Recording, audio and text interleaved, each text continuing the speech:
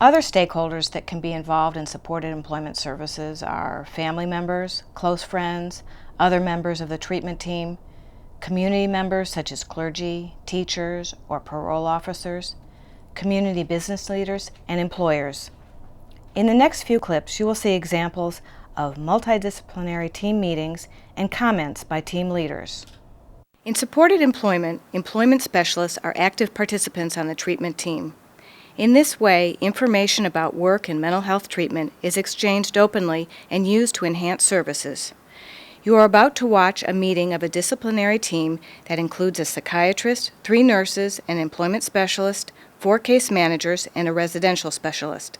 The team serves consumers who were formerly in the agency's day treatment program.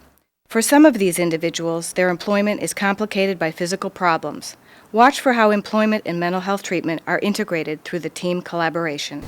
As everyone knows, we did a reteach on Paul's BiPAP machine. Staff's prompting him, blah, blah, blah, blah, blah. Paul still isn't using it, which you all know. However, he was in for a med-eval with Dr. Rush the other day. And Paul literally kept closing his eyes, almost like a narcolepsy type thing. And Dr. Rush kept saying, Paul, open your eyes. Literally about 10 to 15 times. Had to tell Paul to stay awake. And we were trying to think of different interventions to get Paul to use it. I don't think I can do much more. I've got him the new machine, I've got him the new mask, the new humidifier. Staff prompts them, so the only thing we were thinking is maybe an admission to Cyprus for a couple days to see if Paul would use his BiPAP machine. We train him in it. You know, I just don't know. The groove, you know, a little routine of doing it. I just don't know where else to go with them. I mean, he's literally falling asleep when you're having a conversation with him.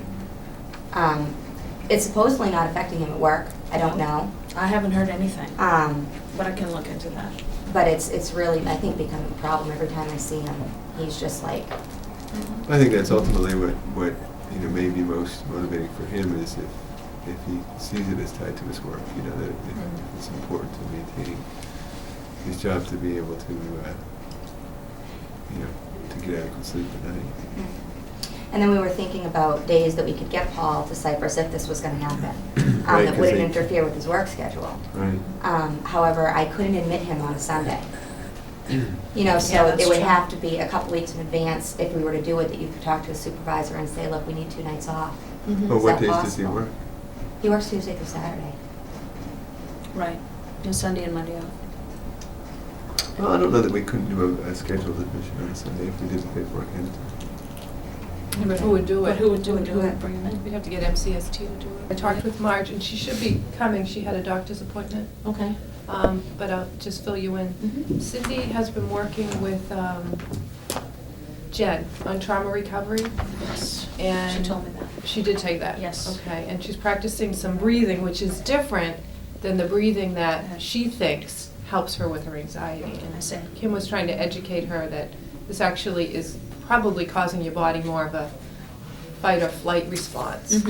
And Cindy had a lot of reluctance, but Marge has been working with her on this, and she has a paper. So I'll have Marge connect up with you about. Yeah, because I'd like to how know more that's about that, different. especially if she's going to be using any of that at work for whatever reason.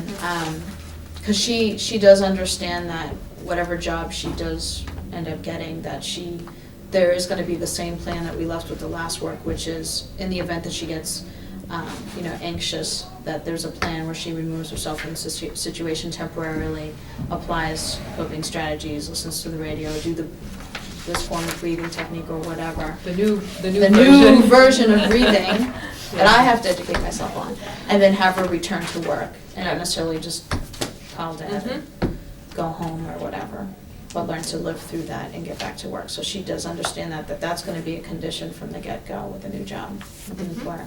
Yeah, that sounds good. So there's paperwork or something? Or? Yes. Okay.